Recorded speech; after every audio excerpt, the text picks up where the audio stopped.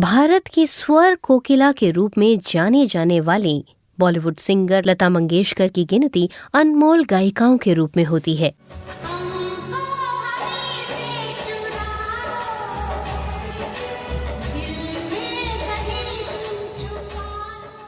लता मंगेशकर बॉलीवुड की उन पावरफुल महिलाओं में से एक हैं जिन्होंने बॉलीवुड पर कई सालों तक राज किया। हालांकि लता मंगेशकर के अलावा बॉलीवुड में ऐसी कोई भी सिंगर नहीं है जिनकी बॉलीवुड पर इतनी जबरदस्त धाक हो। आज के इस वीडियो में हम लता मंगेशकर की जिंदगी से जुड़े हुए कुछ ऐसे फैक्ट्स आपके लिए लेकर आए हैं जिनके जरिए आप लता मंगेशकर को और ज्यादा करीब से जान पाएंगे। तो आइए शुरुआत करते हैं अपने इस वीडियो की। फैक्ट नंबर 1, लता मंगेशकर का जन्म 28 सितंबर 1929 को एक मध्यम वर्गीय मराठा परिवार में हुआ था। क्या आपको पता है कि लता मंगेशकर को सबसे पहले हेमा नाम दिया गया था? टाइम्स ऑफ इंडिया की खबर के मुताबिक लता मंगेशकर के पिता पंडित दीनानाथ मंगेशकर थिएटर एक्टर और सिंगर थे जिन्होंने उनका नाम हेमा रखा था। लेकिन दीनानाथ मंगेशकर के एक नाटक भाव बंधन में एक चरित्र लतिका से प्रभावित होकर उन्होंने उनका नाम लता कर दिया था। फैक्ट नंबर 2, क्या आप जानते हैं कि राज कपूर की फेमस फिल्म सत्यम शिवम सुंदरम में राज कपूर लता मंगेशकर को कास्ट करना चाहते थे? लता मंगेशकर ने यतीन्द्र मिश्र की एक किताब लता सुर गाथा में कहा था कि राज कपूर जी ने सत्यम शिवम सुंदरम की पटकथा मुझे ही आधार बनाकर लिखी थी। बहुत शुरू में वो ये चाहते थे कि मैं इस किरदार को पर्दे पर निभाऊं, जिसकी आवाज ही पूरी पटकथा का सबसे अहम पक्ष है। लेकिन मुझे ये सही नहीं लगा, इसलिए मैंने उन्हें फिल्म बनाने के लिए तो नहीं रोका, पर अपने खुद के जुड़ाव से साफ इनकार कर दिया। इसके बाद 80 के दशक में जब राज कपूर ने दोबारा से इस फिल्म को बनाने की सोची तो उस समय उन्होंने इस किरदार के लिए जीनत अमान को फाइनल किया। फैक्ट नंबर 3, क्या आप जानते हैं कि लता मंगेशकर ने जब पहली बार मंच पर गाया था तो उस समय उन्हें 25 रुपए मिले थे, यानी कि वो लता मंगेशकर की पहली कमाई थी। लता मंगेशकर ने पहली बार 1942 में मराठी फिल्म किती हसाल के लिए गाना गाया था। लता के भाई हृदयनाथ मंगेशकर और उनकी बहनें उषा मंगेशकर, मीना मंगेशकर और आशा भोसले सभी ने संगीत को ही अपना करियर चुना। फैक्ट नंबर 4, जब लता मंगेशकर को अपनी बहन मानने वाले दिलीप कुमार लता मंगेशकर से हो गए थे बुरी तरह नाराज। जानना चाहेंगे क्यों? 1974 में लंदन के रॉयल एल्बर्ट हॉल में लता मंगेशकर अपना पहला कार्यक्रम प्रस्तुत कर रही थी, तो इसकी शुरुआत के लिए दिलीप कुमार को बुलाया गया था जो कि लता मंगेशकर के काफी करीब थे। वो लता मंगेशकर को अपनी छोटी बहन मानते थे, तो वहीं लता मंगेशकर भी दिलीप कुमार को अपने भाई से कम नहीं समझती थी। दिलीप कुमार अपने काम को बड़े ही सलीके से अंजाम दिया करते थे और छोटी छोटी बातों पर बेहद ध्यान दिया करते थे। इस कॉन्सर्ट की शुरुआत में जब लता मंगेशकर ने पाकीज़ा के गाने से शुरुआत करने के बारे में दिलीप कुमार से कहा तो दिलीप कुमार इस बात पर काफी नाराज हुए। इन्हीं लोगों ने ले लिया दुपट्टा, ये गाना था फिल्म पाकीज़ा का जो कि काफी पॉपुलर था। लेकिन दिलीप कुमार नहीं चाहते थे कि लता मंगेशकर अपने कॉन्सर्ट की शुरुआत इस गाने से करें, इसलिए उन्होंने लता से पूछा कि आप ये गाना क्यों गाना चाहती हैं, जबकि इसके बोल उतने शाइस्ता नहीं हैं। इस पर लता ने दिलीप कुमार को बहुत समझाने की कोशिश भी की कि ये गाना बहुत ही पॉपुलर है और लोग इस गाने को सुनना चाहेंगे, लेकिन वो दिलीप कुमार को सहमत नहीं कर पाईं और फाइनली दिलीप कुमार लता मंगेशकर से नाराज हो गए। फैक्ट नंबर 5, यतीन्द्र मिश्र की किताब लता सुर गाथा में लता मंगेशकर ने ये बताया कि वो अक्सर रिकॉर्डिंग करते करते थक जाती थी और बहुत भूख लगे होने के बावजूद भी सिर्फ पूरा दिन पानी पीकर ही गुजारा करती थीं। उन्होंने कहा कि उस समय रिकॉर्डिंग स्टूडियो में कैंटीन होती थी, मगर खाने के लिए कुछ बेहतर मिलता ही नहीं था, तो ऐसे में उन्हें याद नहीं कि वो चाय बिस्किट के अलावा भी वहाँ कुछ और खा पाती थीं। वो पूरा दिन 1-2 कप चाय या ऐसे ही 2-4 बिस्किट्स पर निकाल देती थीं। कई बार तो सिर्फ पानी पीते हुए ही उनका पूरा दिन बीत जाता था और उन्हें ये ध्यान ही नहीं रहता था कि उन्हें कैंटीन जाकर 1 कप चाय भी पी लेनी चाहिए। उनके दिमाग में हमेशा सिर्फ और सिर्फ काम और अपने परिवार का ख्याल ही रहता था। फैक्ट नंबर 6, सन 1974 में दुनिया में सबसे अधिक गीत गाने का Guinness Book of World Record Lata Mangeshkar के नाम पर दर्ज है। Guinness Book of World Records में 1974 से 1991 तक लता मंगेशकर का नाम दुनिया के सबसे ज्यादा गाने गाने वाली फीमेल सिंगर के तौर पर दर्ज है।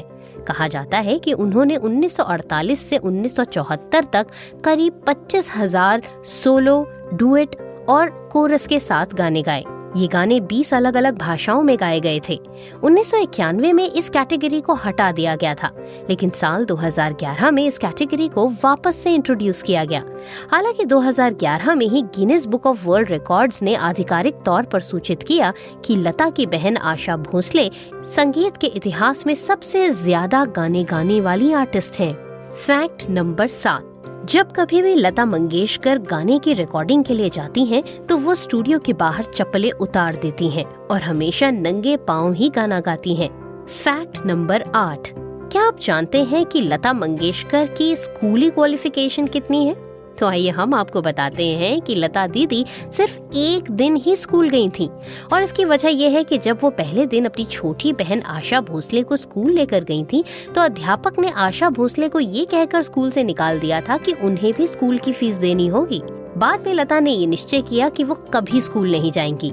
हालांकि बाद में उन्हें न्यूयॉर्क यूनिवर्सिटी सहित 6 विश्वविद्यालयों से मानक उपाधि से नवाजा गया।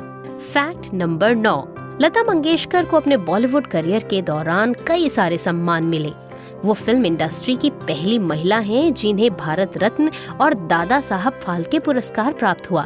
लता मंगेशकर के अलावा सत्यजीत रे को ही ये गौरव प्राप्त है। फैक्ट नंबर 10, हजारों पिक्चरों में गाना गाने वाली लता मंगेशकर की फेवरेट फिल्म कौन सी है, क्या आप ये जानते हैं? नहीं जानते हैं तो चलिए हम आपको बताते हैं। लता मंगेशकर की फेवरेट फिल्म है the king and I. Hindi फिल्मों में उन्हें त्रिशूल, शोले, सीता और गीता, दिलवाले दुल्हनिया ले जाएंगे और मधुमती पसंद है। साल 1943 में प्रदर्शित फिल्म किस्मत उन्हें इतनी पसंद आई कि उन्होंने ये फिल्म करीब 50 बार तक देखी है। फैक्ट नंबर 11, लता मंगेशकर ने मोहम्मद रफी के साथ सैकड़ों गीत गाए हैं। एक वक्त ऐसा था जब लता मंगेशकर और रफी की आवाज अगर किसी गीत में न हो तो मजा ही नहीं आता था। लेकिन एक समय वो भी था जब मोहम्मद रफी और लता मंगेशकर ने एक दूसरे से बातचीत करना तक बंद कर दिया था, और इसके पीछे कारण था गानों की रॉयल्टी।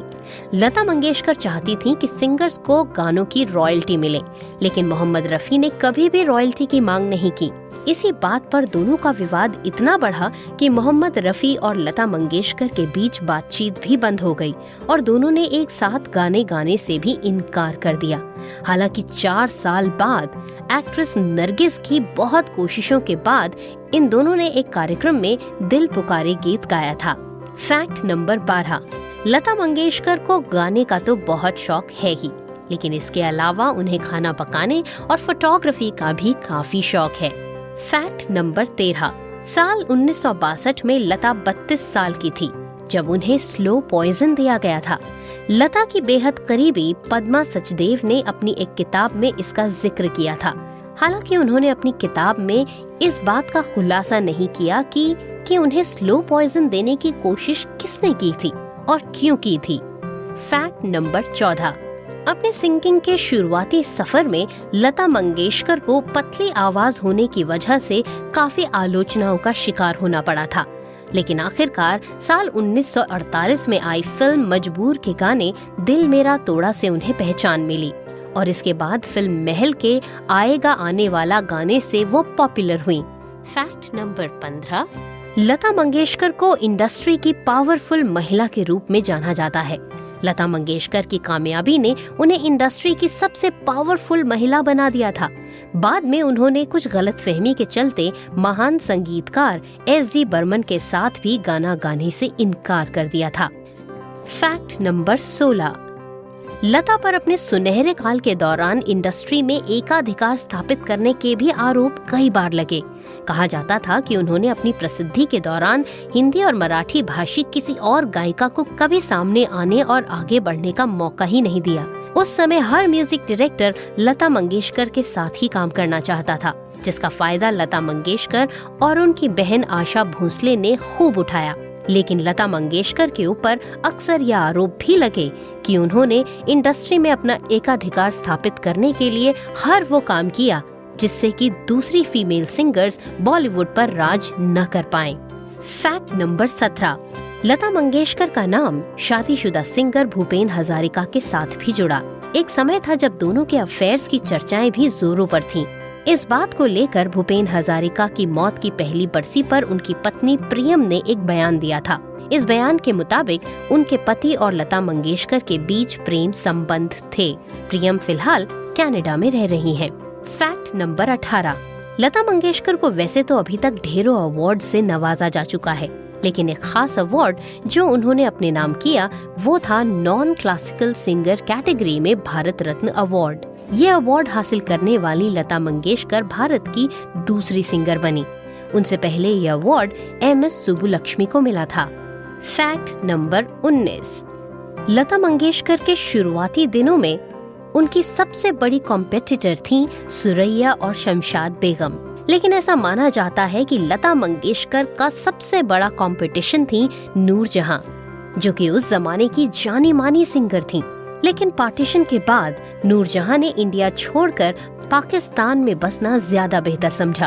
और कुछ लोगों का ऐसा भी मानना है कि अगर नूरजहां पाकिस्तान की जगह इंडिया में रह जाती या फिर बॉलीवुड में गाना गाती रहती तो शायद लता मंगेशकर के लिए ये मुकाम पाना काफी मुश्किल होता।